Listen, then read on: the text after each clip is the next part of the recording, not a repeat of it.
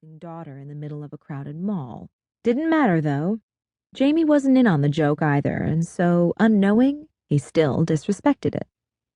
It didn't matter how he looked. His heart was ugly. His soul was ugly. And nothing was going to change my opinion. "What are the chances he hasn't spotted me yet and I can sneak out the back?" I asked Callie, turning to her after setting down the pitcher of sweet tea.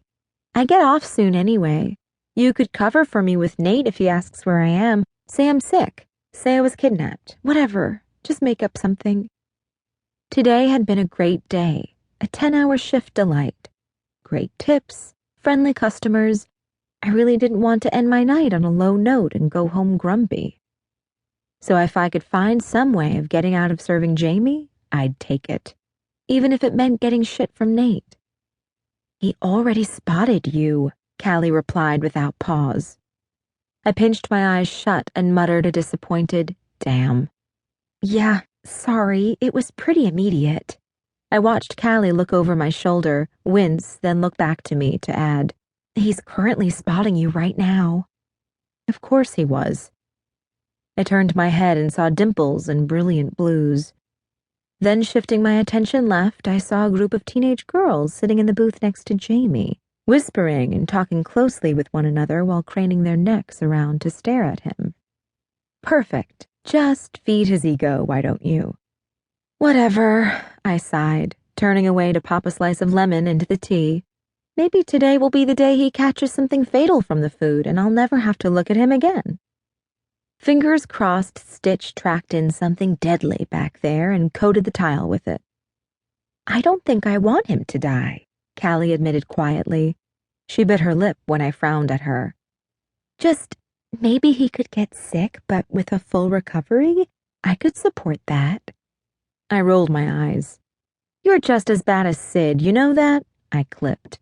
"She's so Team Jamie at this point, I'm certain her first child will be named after him.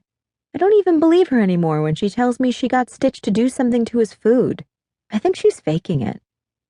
Sid was the only other person Jamie ever allowed to wait on him, and I swore she loved every second of it. I think it had everything to do with her being locked down with his best friend. Brian and Sid were magical, meeting under the craziest circumstances a few months ago, and then building something from that, something beautiful. I was over the moon happy for my best girl and couldn't imagine anyone better suited for her than Brian.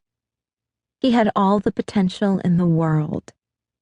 Sid was over the moon happy too, blissed out and fanatically in love, and because of this, she was wanting to pair me up with her boy's closest friend. I just knew she was.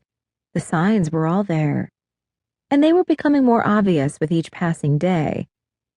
She was constantly bringing Jamie up and bragging about him whenever we were together, throwing his name into conversations he had no business being in, but doing it casually so as not to raise suspicions until I later thought back and realized what she'd been doing. Plus, there was the whole assigned seating arrangement during Sunday dinner, the tradition Sid started a few weeks ago that had everyone, including Jamie, gathering at her and Brian's house and eating together. Sid was putting out place cards now, and every time, without fail, mine would be directly next to Jamie's.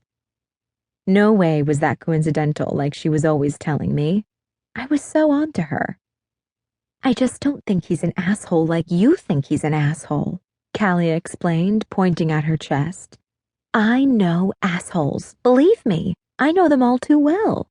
She shifted her eyes away, then lowered them, pulling her lips between her teeth and appearing deep in thought. She was referring to her son Cameron's father.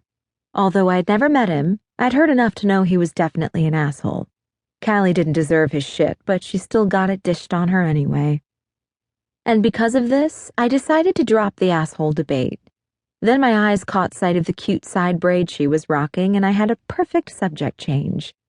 "Your hair looks really sweet like that, by the way," I said. I'd meant to tell her earlier, but kept forgetting when I got caught up in waitress duties. Seeing as she was getting quiet on me and most likely thinking about the shit her ex was always dishing out, now seemed like the perfect time to boost her spirits with a compliment. And I was right. Callie looked up, reached for the braid that was hanging over one shoulder, and wrapped her hand around the end of it. "Thanks."